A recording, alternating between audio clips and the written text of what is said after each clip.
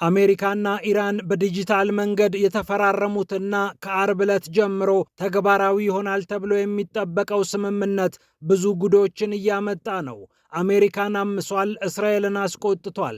አሜሪካ ለእስራኤል ይህንን ስምምነት አሳልፌ አልሰጥሽም፣ አላሳይሽም ማለቷ ደግሞ በእስራኤል ቁጣ እንዲቀሰቀስ አድርጓል። ዋይት ሀውስ የቤንያሚን ኔታንያሁ መንግስት ላቀረበው ጥያቄ መልሱ እምቢታ ቢሆንም አሜሪካና ኢራን የተፈራረሙባቸው 14 ነጥቦች ግን በመገናኛ ብዙሃን አማካኝነት ሾልከው ወጥተዋል። የእስራኤል ፖለቲከኞችም የሾለከውን ሰነድ ተከትሎ ይሄማ እስራኤልን መግደል ነው ሲሉ፣ የአሜሪካው ፕሬዝዳንት ዶናልድ ትራምፕ በበኩላቸው አሜሪካ ባትኖር ኖሮ እስራኤል ከምድረ ገጽ ትጠፋ ነበር ማለታቸው ግርምትን አጭሯል። ኢራን ከአሜሪካ ጋር የተፈራረመችውን ስምምነት ለሩሲያ ያሳየች ሲሆን አሜሪካ ግን ለወዳጇ ለእስራኤል ስምምነቱን አላሳይሽም ማለቷ ብዙዎች እንዲገረሙ አድርጓል። ይህ እንደተጠበቀ ሆኖ የትሪሊየነሩ የኤለን መስክ አዲስ ሶፍትዌር በኢራን ከ2000 በላይ የሚሆኑ ሚሳኤሎች እንዲተኮሱ ምክንያት ሆኗል ተብሏል።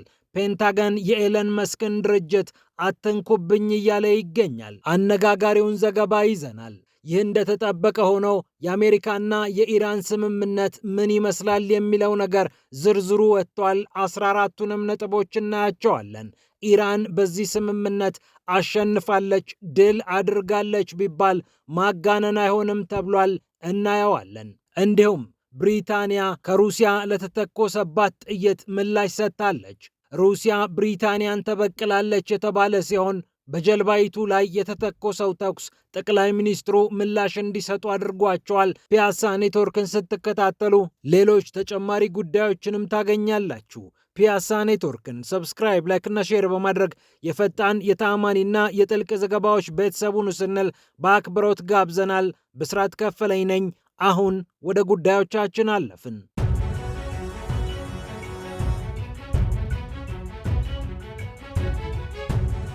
አሜሪካ ለእስራኤል አላሳይም ያለችውን ሰነድ ኢራን ለሩሲያ አሳይታለች። የኢራኑ የውጭ ጉዳይ ሚኒስትር አባስ አራግቺና የሩሲያ አቻቸው ሰርጌይ ላቭሮቭ በመከሩበት ሰዓት ስለምን እንደተፈራረሙ ኢራን ለወዳጇ ለሩሲያ አሳውቃለች። ስምምነቱ ተግባራዊ እንዲሆን ሁለቱም ቁርጠኛ መሆናቸውን አረጋግጠዋል። ታዲያ አሜሪካ ግን ለወዳጇ ለእስራኤል 14 ነጥቦችን ይዟል የተባለውን ይህንን ስምምነት አላሳይም ማለቷ በእስራኤል ቁጣ እንዲቀሰቀስ አድርጓል። የአሜሪካው ፕሬዝዳንት ዶናልድ ትራምፕ በበኩላቸው እኛ አሜሪካዎች ባንኖር ኖሮ እስራኤል ከምድረ ገጽ ትጠፋ ነበር ማለታቸው ብዙዎች እንዲገረሙ አድርጓቸዋል። ኤቢሲ ኒውስ እስራኤል የሰላም ሰነዱን ተከልክላለች ካለ በኋላ ዓለም ብዙ እያወራበት ባለበት ሰዓት የእስራኤል ፖለቲከኞች ጉዳዩን እያወገዙ ይገኛሉ። ሾልኳል የተባለውን ሰነድ ተመልክተውም ቁጣቸውን አሰምተዋል። ሀገራቸውን በሚኒስትርነት ጭምር ያገለገሉት የቀኝ ክንፍ ፖለቲከኛው አቪግዶር ሊበርማን ይህ እጅግ በጣም መጥፎ የሆነ ስምምነት ነው ሲሉ ተደምጠዋል።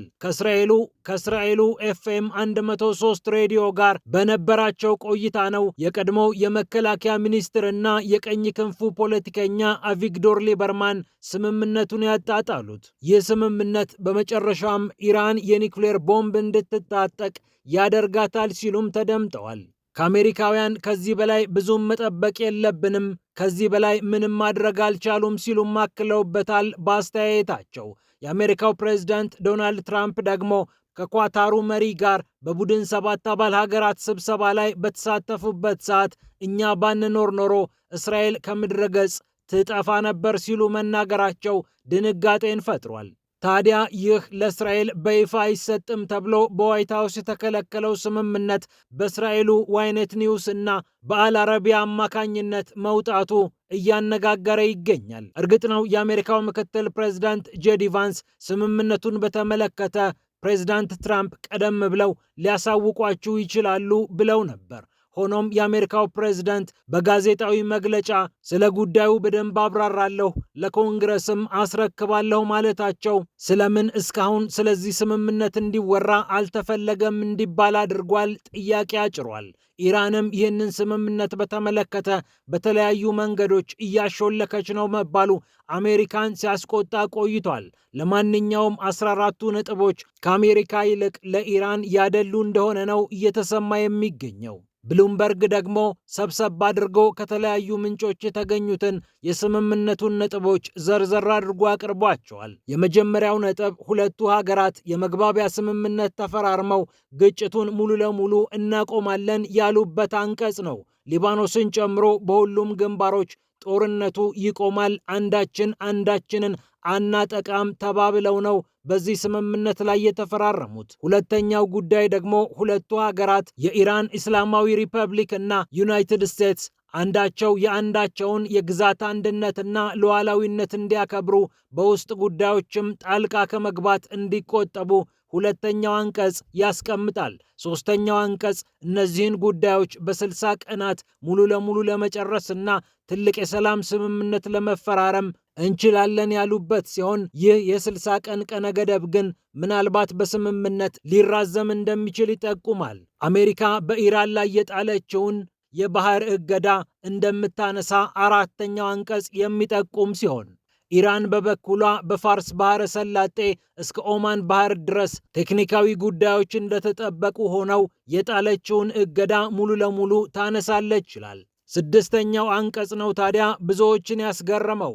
እስከ 300 ቢሊዮን የአሜሪካ ዶላር የሚያወጣ የኢኮኖሚ ግንባታ ለኢራን ይመቻቻል ይላል ስድስተኛው አንቀጽ። አሜሪካ በቀጠናው ያሉ አጋሮችን አስተባብራ ይህን ታደርጋለች መባሉ ለኢራን ትልቅ ድል ተደርጎ ተቀምጧል።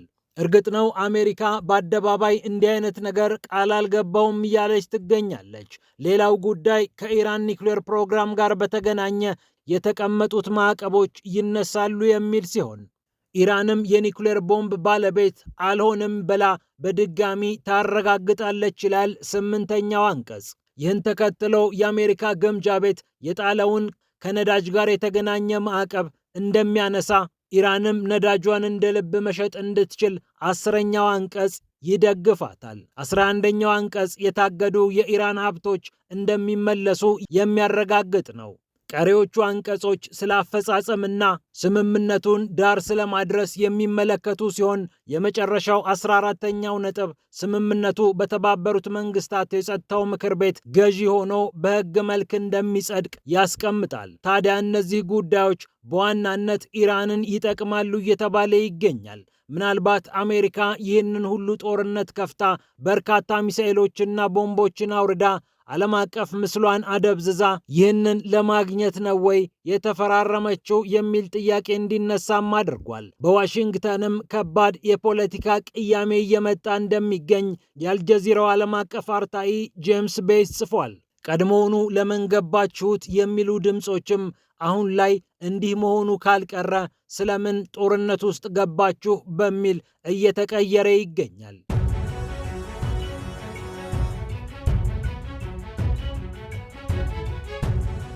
ይህ እንደተጠበቀ ሆኖ የኤለን መስኩ ግሮክ የኢራን ወታደራዊ ኢላማዎች እንዲመቱ ትልቅ እገዛ አድርጓል ተብሏል። ፔንታገንም የትሪሊየነሩን የኤለን መስክን ንብረት አትንኩብኝ እያለ ይገኛል። የቴስላው ባለቤት የስፔስ ኤክሱ አለቃ ኤለን መስክ ኤክስኤአይ የተሰኘ ኩባንያ እንዳለው ይታወቃል። ኤክስኤአይ በአርቲፊሻል ኢንተለጀንስ ላይ የተሰማራ ግሮክን ጨምሮ የተለያዩ የቴክኖሎጂ ምርቶችን የሚያመርት ነው። ግሮክ የተሰኘው ልክ እንደ ኦፕን ኤአዩ ቻት ጂፒቲ ሁለንተናዊ ምላሾችን የሚሰጥና አንዳንድ መረጃዎችን የሚያስተናብር ሶፍትዌር አሁን ለፔንታገን ወገቡን ይዞ እየሰራ ይገኛል። ፔንታገን ግሮክን በመጠቀም ወታደራዊ ኢላማዎችን የመለየትና የመተንተን ሥራ እየሰራበት እንደሚገኝ የፔንታገን አለቃዎች ተናግረዋል።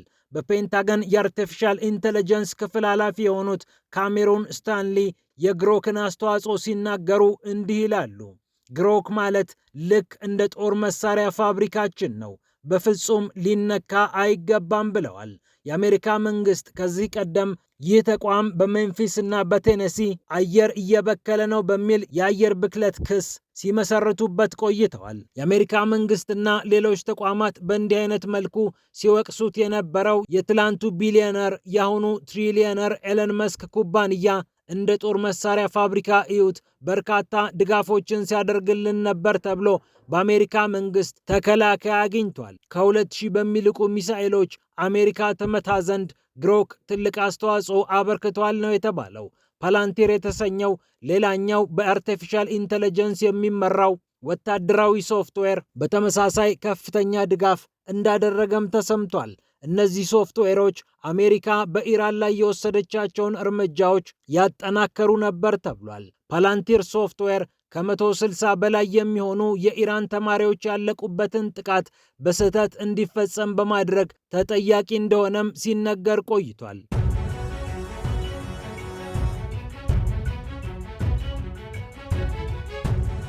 በመጨረሻም የብሪታንያው ጠቅላይ ሚኒስትር ኪር ስታርመር ሩሲያን ወቅሰዋል።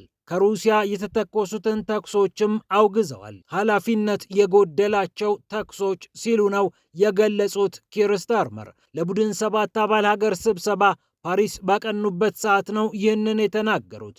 ከሰሞኑ የሩሲያን ነዳጅ በቁጥጥር ስር አውያለሁ ብላ መግለጫ የሰጠችውና በራሳቸው በጠቅላይ ሚኒስትሩ አንደበት የተናገረችው ብሪታንያ ከሩሲያ ፈጣን ምላሽ አግኝታለች። የብሪታንያን የውሃ ክልል አልፎ በሩሲያ አቅጣጫ እየመጣ ነበር የተባለው ጀልባ ምንም እንኳን የሲቪል ጀልባ ቢሆንም ከሩሲያ ጦር የማስጠንቀቂያ ተኩስ ተተኩሶበታል። የሩሲያ ጦር ግጭት እንዳይፈጠር ነው ይህንን ተኩስ የተኮስኩት ቢልም ብዙዎች ግን ከሰሞኑ ክስተት ጋር አገናኝተውታል። የብሪታንያው ጠቅላይ ሚኒስትር ግን ነገሩን አጣጥለው ሩሲያ ወራሪ እንደሆነች እናውቃለን፣ ይህ ግን ከዚህ ጉዳይ ጋር ብዙም የሚገናኝ አልመሰለኝም ሲሉ አስተያየት ሰጥተዋል። የሩሲያን ነዳጅ የጫኑ መርከቦችን እያደኑ መያዝ ለለንደንና ለፓሪስ ፋሽን ሆኖ ስለቆየ አሁን ደግሞ ሩሲያ የእናንተን መርከቦች ላይ ጥቃት ሊሰነዘር ይችላል፣ መተኮስ እኮ አያቅተንም የሚል መልእክት እያስተላለፈች ነው ብለው ብዙዎች ወስደውታል።